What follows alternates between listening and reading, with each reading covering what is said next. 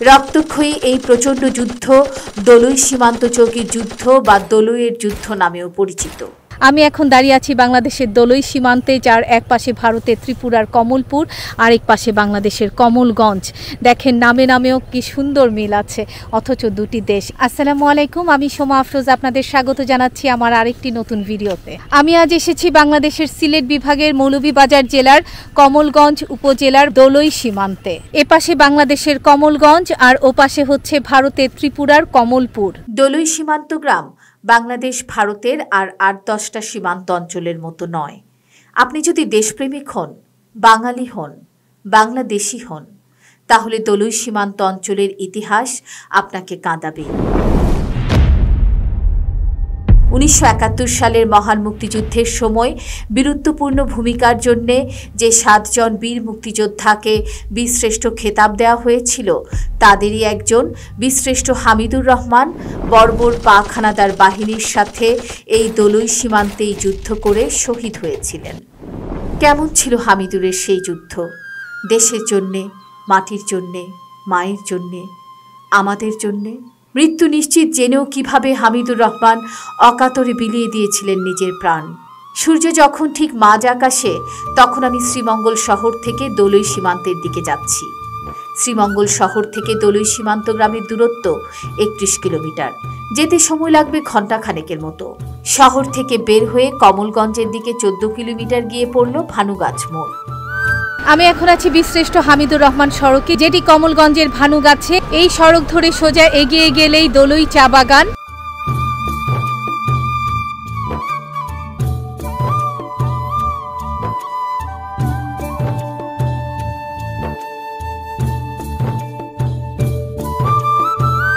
গ্রামের পর গ্রাম, খোলা মাঠ, নদী পার হয়ে ছুটছে আমাদের গাড়ি। পরিষ্কার ঝকঝকে আকাশ আর চারদিকে সবুজের সমারোহে পিচ ঢালা রাস্তা দিয়ে ছুটে চলা মন ভালো করে দেয়। ছোট একটা ব্রিজ পার হয়েই দেখা মিলল প্রথম চা বাগানের।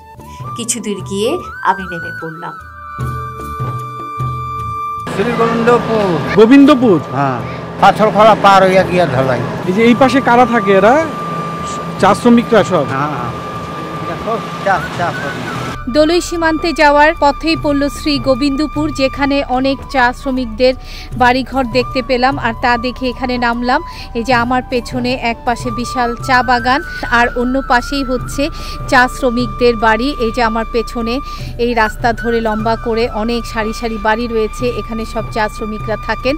আসলে মূলত শ্রী গোবিন্দপুর থেকেই চায়ের বাগান শুরু হয়ে গেছে একদম দোলই পর্যন্ত। চা শ্রমিকদের বাড়িঘরগুলো বাইরে থেকে দেখে খুব ভালো লাগলো। সময়ের অভাবে দু একটা বাড়িতে যাওয়ার লোভ অনেক কষ্টে সামলে নিলাম। এই শ্রমিকদের সাথে সারাদিন একসাথে থাকার ইচ্ছে আছে আমার। পরে কোনো একদিন অবশ্যই আমার ইচ্ছে পূরণ হবে।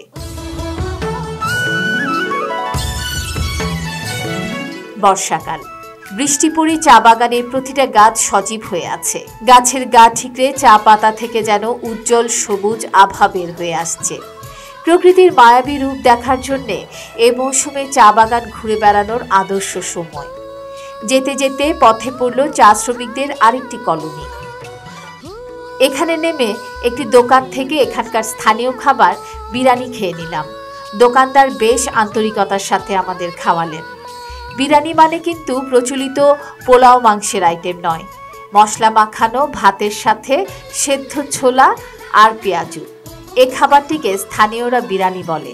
এখানে যে খাবারটা খেলাম সেটার নাম হচ্ছে বিরিয়ানি, যদিও একেবারেই অন্যরকম, আমাদের মতো না। এখানে চা শ্রমিকরা মূলত এই খাবারটা খেয়ে থাকে, কিন্তু খেতে খুব ভালো।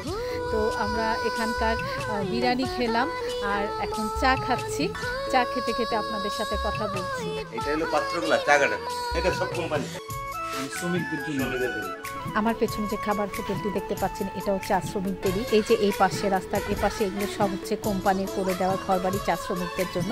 অর্থাৎ যেসব কোম্পানির চা বাগানে শ্রমিকরা কাজ করে তাদের জন্য এই বাড়িগুলো করে দেওয়া আছে। এখানে সব চা শ্রমিকরা থাকে। আসলে এই যে পুরো এলাকাটা এখান থেকে শুরু করে দোলই পর্যন্ত, সীমান্ত পর্যন্ত, অ্যাকচুয়ালি এখানে যতগুলো চা বাগান আছে তাদেরই ঘর বাড়ি সব এই পুরো রাস্তা জুড়ে।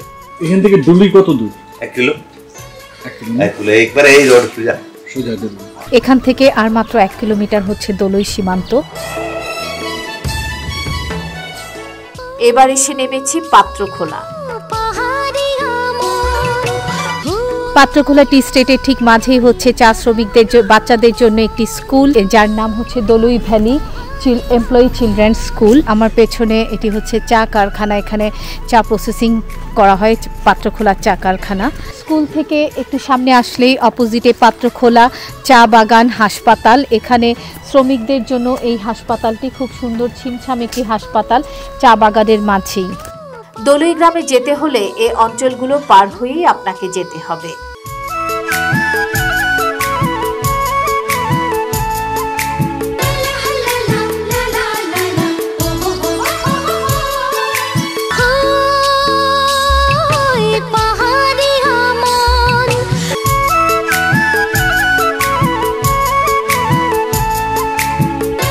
পৌঁছে গেলাম দলুই সীমান্ত গ্রামে। এখানে নেমেই প্রথমে চোখে পড়ল বীরশ্রেষ্ঠ হামিদুর রহমানের স্মৃতিসৌধের দিকে।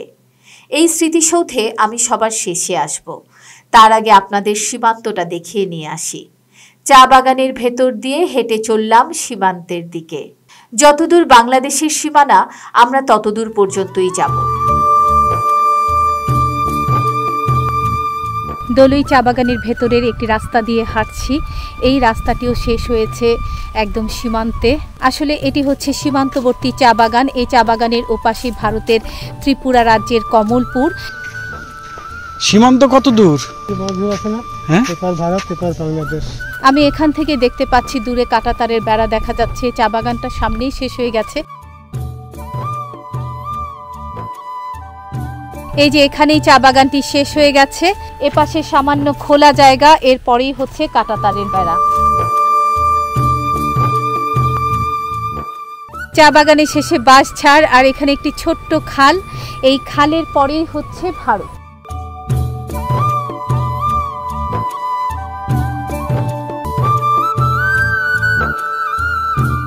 চা বাগানের সীমান্ত দেখা শেষ করে এবার যাচ্ছি বীরশ্রেষ্ঠ হামিদুর রহমানের স্মৃতি বিজড়িত স্থান ভারত বাংলাদেশ সীমান্ত শূন্যরেখায়, যেখানে তিনি শহীদ হয়েছিলেন। এটি আসলে শেষ সীমানা। এখান থেকে এই যে আমার পেছনে রাস্তাটা দেখতে পাচ্ছেন, এদিক দিয়ে গেলেই বাংলাদেশের পতাকা দেয়া এই জায়গাটা চিহ্নিত করে রাখা আছে এবং দুপাশে ধানের ক্ষেত, মাঝখান দিয়ে সরু একটু মাটির রাস্তা ওইখানে যাওয়ার জন্য। বিজেপি ক্যাম্প থেকে এই চিকন রাস্তাটা দিয়ে একটু সামনে আসতেই চলে এসেছি 0 পয়েন্টে। এই যে এখানে লেখা আছে সামনে শূন্য লাইন অতিক্রম করা নিষেধ। তো এইটুক পর্যন্তই আমরা যেতে পারবো, এতটুকুই আমাদের জায়গা। পেছনে বাঁশঝাড়, ওপাশে মাঠ, তারপরেই হচ্ছে কাঁটাতারের বেড়া। এদিকে এই পুরোটাই হচ্ছে ভারতের অংশ। আর এই যে এই পাশে সবুজ ধান গাছ। শূন্য লাইন ধরে একটু এগিয়ে গেলেই দেখা যাচ্ছে পরপর তিনটি সীমানা পিলার। ওই যে দূরে একটি, তারপর মাঝে একটি, আর এই যে একটি, এই হচ্ছে সীমানা পিলার। আর এখন আমি দাঁড়িয়ে আছি সীমানা পিলারের এই পাশে শূন্য লাইন বরাবর। এই যে বাঁশঝাড়, এই বাঁশঝাড় এই সবই হচ্ছে ভারতের। বাংলাদেশের লাল সবুজ পতাকা লাগানো এই জায়গাটা কি জন্য সেটা আপনাদেরকে এখন বলবো। 1971 সালের মুক্তিযুদ্ধের সময় এই দলুই চা বাগানে এক ভয়ঙ্কর যুদ্ধ হয়েছিল পাকিস্তানি সেনাবাহিনীদের সাথে। দলুই চা বাগানের সেই যুদ্ধেই চরম সাহসিকতার সাথে যুদ্ধ করতে করতে শহীদ হয়েছিলেন বীরশ্রেষ্ঠ হামিদুর রহমান। বাংলাদেশ আর ভারত সীমান্তের অঞ্চলগুলো ছিল পাক হানাদার বাহিনীর কাছে খুবই গুরুত্বপূর্ণ। কারণ 1971 সালে 25শে মার্চ রাতে ঘুমন্ত নিরীহ বাঙালির উপর পাকিস্তানের সামরিক বাহিনীর পৈশাচিক আক্রমণের পরে লাখ লাখ বাঙালি নিরাপদ আশ্রয়ের জন্য যে যেভাবে পারে ছুটে যায় প্রতিবেশী দেশ ভারতে। পশ্চিমবঙ্গ, আসাম, মেঘালয়, ত্রিপুরা, ভারতের এসব রাজ্যে তৎকালীন সময়ে প্রায় 1 কোটি বাঙালি আশ্রয় নিয়েছিল। আর হাজার হাজার নারী পুরুষ মুক্তিযোদ্ধা হওয়ার জন্য ট্রেনিং নিয়েছিল ভারতীয় বিভিন্ন প্রশিক্ষণ ক্যাম্পে। বাংলার সেসব দামাল ছেলেমেয়েরা যুদ্ধ করতে যেন বাংলাদেশে প্রবেশ করতে না পারে, সেজন্যে ভারত বাংলাদেশ সীমান্তে জায়গায় জায়গায় পাক হানাদার বাহিনী বসিয়েছিল বিশেষ সীমান্ত চৌকি। যেসব চৌকিতে থাকত ভারী মেশিন গান আর পাহারায় থাকত প্রচুর পাকিস্তানি আর্মি। এরকম একটি সীমান্ত চৌকি ছিল মৌলভীবাজার জেলার কমলগঞ্জ উপজেলার দলুই সীমান্তে। এই চৌকি দখল করার জন্য মুক্তিযোদ্ধারা ভারতের ত্রিপুরা থেকে এসে আক্রমণ শুরু করে 1971 সালে 24 অক্টোবর শেষ রাতে। পাক বাহিনীর সাথে শুরু হয় তাদের মরণপণ যুদ্ধ, আর সে যুদ্ধ টানা 28 অক্টোবর ভোর পর্যন্ত চলে। রক্তক্ষয়ী এই প্রচণ্ড যুদ্ধ দলুই সীমান্ত চৌকির যুদ্ধ বা দলুইয়ের যুদ্ধ নামেও পরিচিত। অসীম সাহসিকতা দেখিয়ে এই যুদ্ধে প্রথম ইস্ট বেঙ্গল রেজিমেন্টের সদস্য হামিদুর রহমান মাত্র 18 বছর বয়সে শহীদ হন এবং উপাধি পান বীরশ্রেষ্ঠ।